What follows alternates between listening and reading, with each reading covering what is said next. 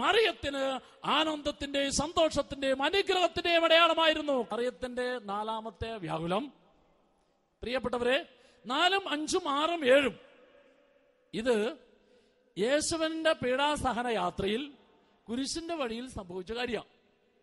പീലാത്തോസിന്റെ ഭവനം മുതൽ കാൽവരി വരെയുള്ള കുരിശും വഹിച്ചുകൊണ്ടുള്ള യേശുവിന്റെ അവസാന യാത്ര സ്നേഹത്തിന്റെ ഏറ്റവും മഹത്തായ പ്രകടനമായിരുന്നു. യോഹന്നാന്റെ സുവിശേഷം 15:13 സ്നേഹിതന് വേണ്ടി ജീവൻ പരിഗണിക്കുന്നതിനേക്കാൾ വലിയ സ്നേഹമില്ല. ആ വലിയ സ്നേഹത്തിന്റെ വലിയ പ്രകടനമായിരുന്നു ഈ യാത്ര. കുരിശിന്റെ വഴിയിലെ 4-ാമത്തെ സ്ഥലം, മറിയത്തിന്റെ വ്യാകുലം, 4-ാം വ്യാകുലം. വഴിയിൽ വെച്ച് കുരിശും വഹിച്ചുകൊണ്ട് നീങ്ങുന്ന യേശുവിനെ കണ്ടുമുട്ടുന്നതായ സംഭവമാണ്. Hallelujah, hallelujah. കുരിശിന്റെ വഴിയിലെ 3-ാമത്തെ സ്ഥലം നിങ്ങൾക്കറിയാം. 1-ാം പ്രാവശ്യം ഈശോ വീഴുന്നു. കുരിശും വഹിച്ചുകൊണ്ട് ഈശോ വീണു കഴിഞ്ഞപ്പോൾ മുട്ടുപൊട്ടി, അവിടുന്ന് രക്തം ഒലിച്ചു. കടന്നു പോകുന്ന വഴി പൂഴിമണ്ണാണ്. ആ രക്തത്തിൽ മുഴുവൻ ഈ മണ്ണും പൊടിയും ഒട്ടിപ്പിടിച്ചു. മുഖം കുത്തി വീണപ്പോൾ മുഖം വികൃതമായി. അവിടെയും എന്ത് സംഭവിച്ചു? അവിടെയും ഈ രക്തത്തില് മണ്ണ് മുഴുവൻ ഒട്ടിപ്പിടിച്ചിട്ടുണ്ട്. ഇതാണ് രൂപം. മാനുഷിക രീതിയിൽ നമ്മൾ ചിന്തിച്ചു കഴിഞ്ഞാൽ മകന്റെ ഈ രൂപം കാണാൻ ഏതൊരമ്മയ്ക്ക് സാധിക്കും എന്ന് നമ്മൾ കാണും. എന്നാൽ ഇതിനു വേണ്ടിയായിരുന്നു കഴിഞ്ഞ 33 വർഷം ആരൊരുങ്ങിയത്? മാതാവ് ഒരുങ്ങിയത്. അപ്പൊ 33 വർഷം ഒരുങ്ങിയിട്ട് ആ ഒരുക്കത്തിൽ പരാജയപ്പെട്ടാൽ മറിയം സഹരക്ഷകയാകുവോ? മറിയം ദൈവപുത്രന്റെ അമ്മയാവുവോ? നമ്മൾ ആരെങ്കിലും വിശ്വസിക്കുവോ? നമ്മൾ ആരെങ്കിലും മധ്യസ്ഥം വഹിക്കുവോ? ഇല്ല.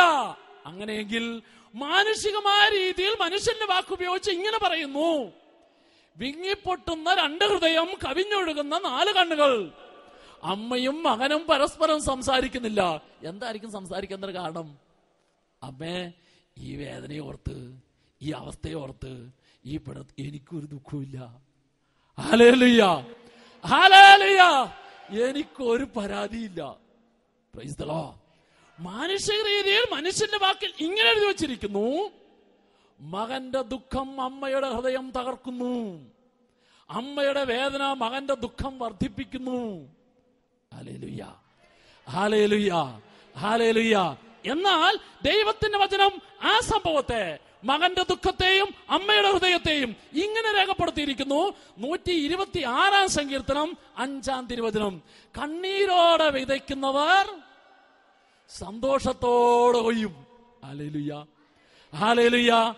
2-ാമത്തെ കാര്യം, 1 സന്തോഷത്തോടെ, കണ്ണീരോടെ വിതയ്ക്കുന്നവർ സന്തോഷത്തോടെ കൊയ്യും. 2 പൗലോസ്യ കൊരിന്ത്യക്കാർക്ക് എഴുതിയ 2-ാം ലേഖനത്തിന്റെ 4-ാം അധ്യായത്തിന്റെ 17-ാം തിരുവചനം: ഈ ലോകത്തിലെ നിസ്സാരമായ സങ്കടങ്ങൾ, ഈ ലോകത്തിലെ നിസ്സാരമായ ദുഃഖങ്ങൾ, ഈ ലോകത്തിലെ നിസ്സാരമായ രോഗങ്ങൾ, ഈ ലോകത്തിലെ നിസ്സാരമായ പ്രശ്നങ്ങൾ നമുക്ക് ഒച്ചേപ്പറ നിത്യഭാഗ്യം കൽപ്പിച്ചരുളുന്നു. Hallelujah, hallelujah. അപ്പോൾ യേശുവിന്റെ ആ മുറിവേറ്റ ശരീരം കണ്ടപ്പോൾ അമ്മയായ മറിയത്തിന് വേദനിച്ചുവെങ്കിലും ആ വേദന ദുഃഖത്തിന്റെ വേദനയല്ല, ആ വേദന പരാതിയുടെ വേദനയല്ല. പിന്നെയോ ഈ നിസാര വേദന നമുക്ക് നിത്യഭാഗ്യം, അനുഗ്രഹം, ഉയർച്ച തരും എന്നുള്ളതിനെ ഓർത്തുള്ള ആനന്ദമായിരുന്നു. കൈയടിച്ച് കർത്താവിന് നന്ദി പറഞ്ഞേ. ഹല്ലേലൂയ. മറിയത്തിന്റെ 5-ാമത്തെ വ്യാകുലം അങ്ങനെ കണ്ടു. മറിയം പുറകോട്ട് പോയില്ല. എന്താ കാരണം? പിതാവ് അനുവദിച്ചതാ. ഈ മകന്റെ കുരിശ് വഹിച്ചുകൊണ്ടുള്ള ഈ യാത്രയ്ക്ക് ഞാൻ സാക്ഷ്യം വഹിക്കും, ഞാനിതിൽ സന്തോഷിക്കും. എന്തെന്നാൽ എൻ്റെ മകന്റെ ഈ സഹനവും, ഈ വേദനയും, ഈ അപമാനവും, ഈ നിന്ദനവും, ഈ മുഖത്തുതുപ്പലും എല്ലാം ലോകത്തിലെ സകല മനുഷ്യരുടെയും രക്ഷയ്ക്ക് വേണ്ടി എൻ്റെ ദൈവം മാറ്റും എന്ന് ഉറച്ച ബോധ്യം മറിയത്തിനുണ്ടായിരുന്നതിനാൽ മറിയം യേശുവിന്റെ കുരിശ് വഹിച്ചുള്ള ആ യാത്രയിൽ പിന്നാലെ പോയി. എന്നിട്ടോ നമ്മൾ കാണുന്നു 12-ാം സ്ഥലത്ത് ഈശോയെ, കുരിശ് വഹിച്ചു പോയ ഈശോയെ ആ കുരിശിൽ തറച്ച് അവിടുത്തെ നാട്ടി നിർത്തുകയാണ്. മറിയത്തിന്റെ 5-ാമത്തെ വ്യാകുലം ആ കുരിശിൻ ചുവട്ടിൽ നിൽക്കുന്നു. കുരിശിൽ സംഭവിച്ചതിന് മുഴുവൻ മറിയം സാക്ഷ്യം വഹിക്കുന്നു. മാനുഷിക രീതിയിലാണ് നീ ചിന്തിക്കുന്നതെങ്കിൽ അതൊരമ്മയുടെ കടവോര വേദനയാണെന്ന് പറയും. ദൈവത്തിന്റെ പുത്രനാണെന്ന് പറഞ്ഞു. നിന്നെ വഹിച്ച ഉദരവും നിന്നെ പാലൂട്ടിയ മുലകളും എത്രയോ ഭാഗ്യമുള്ളത് എന്ന് ആൾക്കാരുടെ എല്ലാം മുമ്പാകെ വെച്ചൊരു സ്ത്രീ എഴുന്നേറ്റെന്ന് പറഞ്ഞു. അന്ന് അനുഭവിച്ച ആ സന്തോഷം ഉണ്ടല്ലോ, ഞാൻ ആ മകന്റെ അമ്മയായി തീർന്നു എന്നുള്ള അഭിമാനം ഉണ്ടല്ലോ. സഹോദര സഹോദരി, ആ അഭിമാനത്തിന് അല്പം പോലും കുറവൊന്നില്ല. ഇവനെ കൊണ്ടുപോയി കുരിശിൽ തറയ്ക്കുമെന്ന് പറഞ്ഞ് കുരിശിൽ തറച്ചപ്പോൾ എവിടെയാ കുരിശിൽ തറച്ചിരിക്കുന്നത്? രണ്ട് കള്ളന്മാരുടെ നടുവിൽ ഇവനെ കുരിശിൽ തറച്ചപ്പോ ഈ രണ്ട് കള്ളന്മാരിലും പെരുങ്കള്ളനാണ് ഇവൻ. ഇവനാണ് പ്രധാനി എന്ന ലോകത്തിന് മുമ്പിൽ അവർ ചെയ്തത്.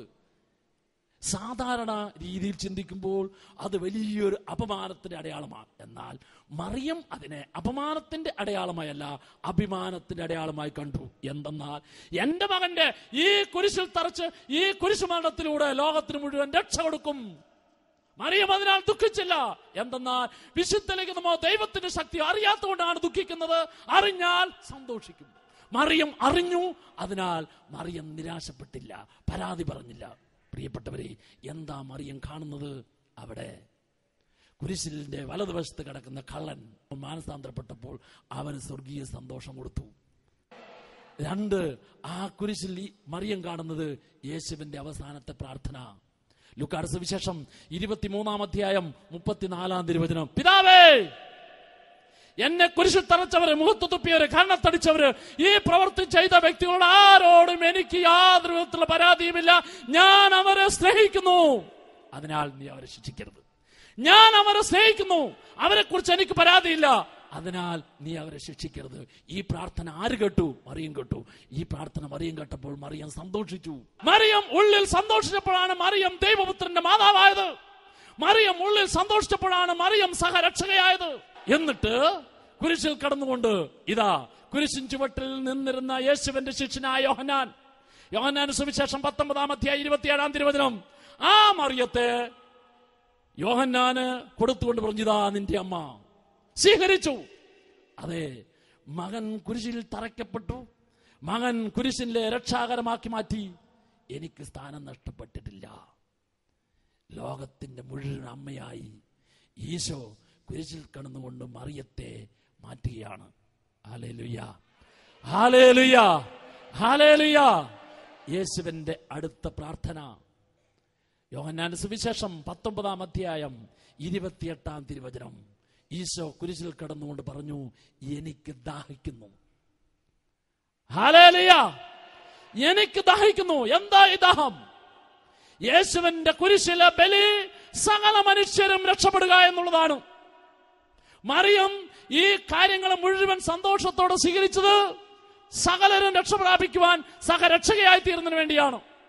എനിക്ക് ദാഹിക്കുന്നു എന്ന് ഈശോ പറഞ്ഞപ്പോൾ ഈ ലോകത്തിലെ സകല മനുഷ്യരെയും രക്ഷയിലേക്ക് നയിക്കുന്നതിന് വേണ്ടിയുള്ള യേശുവിന്റെ ദാഹം. സഹോദര സഹോദരി, ആ ദാഹം തീരണമെങ്കിൽ മറിയം കൊടുത്തതുപോലുള്ള ഉത്തരം നീയും ഞാനും കൊടുക്കണം. അതായത് ആ ഉത്തരം ഈശോയെ അങ്ങ് സ്വീകരിച്ചതുപോലെ സഹനത്തെ, അപമാനത്തെ, നിന്ദനത്തെ എല്ലാം ഞാനും അതുപോലെ സ്വീകരിച്ചോളാമെന്ന് യേശുവിന്റെ മുമ്പിലിരുന്ന് നീ ഉറപ്പ് കൊടുത്തെങ്കിൽ മാത്രമേ യേശുവിന്റെ ദാഹം തീരുകയുള്ളൂ. ഈശോ സഹിച്ചതുപോലെ, മറിയം കണ്ട് സ്വീകരിച്ചതുപോലെ നീയും അതുപോലെ സ്വീകരിക്കാൻ, അതുപോലെ ചെയ്യാൻ, അതുപോലെ പ്രവർത്തിക്കാൻ തയ്യാറായെങ്കിൽ മാത്രമേ യേശുവിന്റെ ദാഹം തീരുകയുള്ളൂ. നീ തയ്യാറായാൽ, നീ ഈശോയ്ക്ക് ഉറപ്പ് കൊടുത്താൽ, അടുത്ത പ്രാർത്ഥന യോഹന്നാന്റെ സുവിശേഷം 19-ാം അധ്യായം 30-ാം തിരുവചനം. എല്ലാം പൂർത്തിയായി. Hallelujah, hallelujah. ഈ രക്ഷ, ഈ സന്തോഷം, ഈ സമാധാനം മറിയം സ്വീകരിച്ചതുപോലെ നീയും സ്വീകരിച്ചെങ്കിൽ മാത്രമേ അത് പൂർത്തിയാവുകയുള്ളൂ. അടുത്തത് 6-ാമത്തെ വ്യാകുലം, കുരിശിന്റെ വഴിയിലെ 13-ാം സ്ഥലം.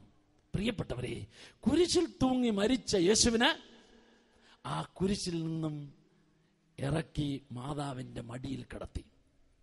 നമ്മൾ മനസ്സിലാക്കണം, ഈശോയുടെ കുരിശിലെ മരണം സംഭവിച്ചപ്പോൾ 3 മണിവരെ ഭൂമിയിലെങ്ങും അന്ധകാരം വ്യാപിച്ചു. പാറകൾ പൊട്ടിപ്പിളർന്നു. ദേവാലയത്തിന്റെ തിരശീല നടുവേ കീറിപ്പോയി. പ്രേതാലയങ്ങൾ തുറക്കപ്പെട്ടു. എന്താണെന്നറിയാവോ? യേശുവിന്റെ മരണത്തിൽ പ്രകൃതിയിൽ പോലും മാറ്റമുണ്ടായി. സഹോദര സഹോദരി, ഈ സത്യത്തെ വിശ്വസിച്ച് സ്വീകരിക്കുന്ന നിന്നിൽ മാറ്റമുണ്ടാകാതിരിക്കരുത്. ഇനിയും നിന്റെ ഹൃദയം കഠിനമാക്കരുത്. ഇനിയും നിന്റെ ജീവിതം പാപത്തിൽ നയിക്കരുത്. ഇനിയും നിന്റെ ജീവിതം ഈ ലോക സുഖത്തിന് വിട്ടുകിടക്കരുത്. Hallelujah, hallelujah. ഈശോ നിന്റെ മടിയിൽ കിടക്കണമെങ്കിൽ, മാതാവിന്റെ മടിയിൽ ചേതനയറ്റ യേശുവിന്റെ ശരീരം കിടത്തിയപ്പോൾ എല്ലാം പൂർത്തിയായി എന്ന് മറിയം ആ യേശുവിന്റെ ചേതനയറ്റ മുഖത്തേക്ക് നോക്കി ഉള്ളിൽ പ്രാർത്ഥിച്ചപ്പോൾ ഉണ്ടായ ആ ആനന്ദം, ആ ദൈവിക ശക്തി, ആ ദൈവാനുഗ്രഹത്തിന്റെ കൃപ നിന്നിലും ഉണ്ടാകണമെങ്കിൽ നിന്റെ ജീവിതത്തിൽ ഏത് മേഖലയിലാണോ ഇനിയും മാറ്റം വരുത്താത്തത്, ഇനിയും ക്ഷമിക്കാത്തത്, ഇനിയും ഉപേക്ഷിക്കാത്ത ഏത് പാപവും ദുശീലമാണുള്ളത്, അത് ഉപേക്ഷിച്ചെങ്കിൽ മാത്രമേ നിന്നിൽ യേശു ഒരുക്കിയ രക്ഷാകര പ്രവൃത്തി പൂർത്തിയാകുകയുള്ളൂ. മറിയം സ്വീകരിച്ചത് നിനക്കും കിട്ടുകയുള്ളൂ. അല്ലെ? ചേതനയറ്റ ലോകരക്ഷകനായ യേശുവിന്റെ ശരീരം മാതാവിന്റെ മടിയിൽ കിടന്നപ്പോൾ, പ്രിയപ്പെട്ടവരെ, മാനുഷിക രീതിയിൽ അതൊരു വേദനയുടെയും അതൊരു പരാതിയുടെയും ചിന്തയായിരുന്നുവെങ്കിൽ മറിയം അതിനെ ആ രീതിയിലല്ല കണ്ടത്.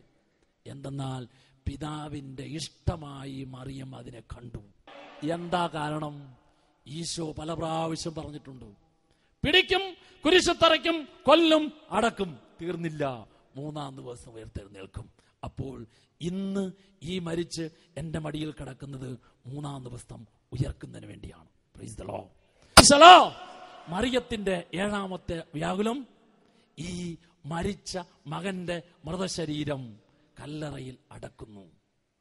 ശരീരം കല്ലറയിൽ അടക്കുന്നതിന് ജീവിക്കുന്ന അമ്മ സാക്ഷ്യം വഹിക്കുന്നു. മാനസിക രീതിയിൽ ഇത് വലിയൊരു വേദനയുടെ നിമിഷങ്ങളാണെങ്കിലും മറിയം അവിടെ അടക്കുന്ന യേശുവിനെ അല്ല കണ്ടത്, 3-ാം ദിവസം ഉയർത്തെഴുന്നേൽക്കാൻ പോകുന്ന യേശുവിനെയാണ്. ഹല്ലേലൂയ. സങ്കീർത്തനം 16:10, അവിടുന്ന് എന്റെ ആത്മാവിനെ പാതാളത്തിൽ തള്ളുകയില്ല, അവിടുത്തെ പരിശുദ്ധൻ അഴിഞ്ഞു പോകാൻ അനുവദിക്കുകയില്ല. അവിടുത്തെ പരിശുദ്ധൻ അഴിഞ്ഞു പോകാൻ അനുവദിക്കുകയില്ല. അവിടുന്ന് എന്റെ മകന്റെ ആത്മാവിനെ പാതാളത്തിൽ തള്ളുകയില്ല. മറിയം വിശ്വസിച്ചു.